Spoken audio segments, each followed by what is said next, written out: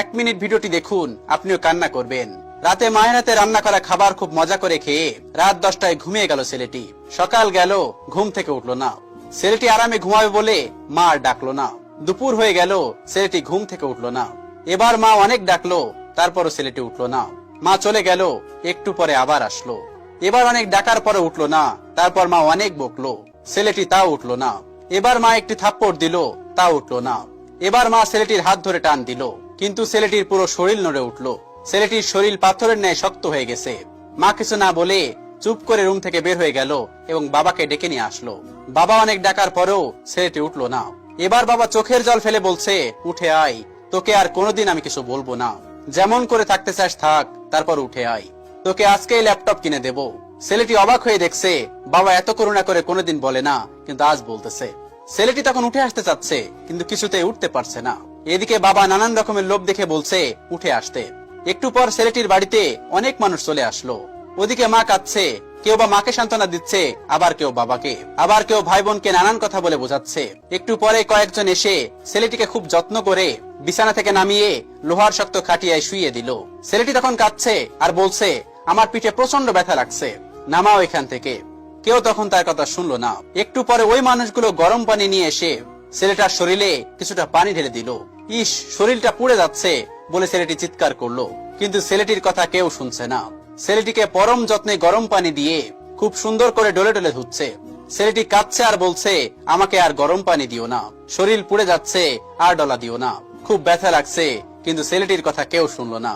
অনেক সময় নিয়ে গোসল করিয়ে ছেলেটির শরীরটি মুছে নিয়ে আসলো বসার জায়গাতে। ছেলেটি তখন খুব খুশি হলো এবং সে ভাবলো আমাকে হয়তো এবার এখানে বসাবে। কিন্তু ওরা না বসিয়ে কাঠের একটা শক্ত খাটে শুইয়ে দিল, একটা চাদরও নিচে দিল না।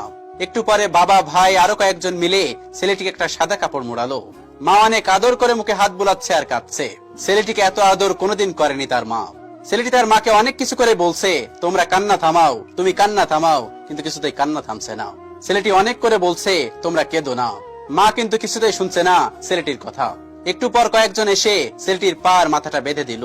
ছেলেটি কত করে বলছে, খুলে দাও বাঁধন, কিন্তু কেউ শুনলো না। মাকে সরিয়ে দিয়ে ছেলেটিকে নিয়ে যেতে লাগলো। মা কিছুতেই নিতে দিচ্ছে না ছেলেটিকে। ভাই বোন সব চুপ হয়ে কাঁদছে, কেউ কিছু বলছে না। ছেলেটি কত কিছু করে বলছে, আমাকে ডিস্টার্ব করিস না, কিন্তু কেউ কিছু শুনলো না। সবাই কেঁদেই চলছে। একটু বেশি ঘুমালে বাবা বকা দিত, কিন্তু এখন বাবা চুপ করে দাঁড়িয়ে চোখের পানি মুছতেছে। একটা বকাও দিল না বাবা।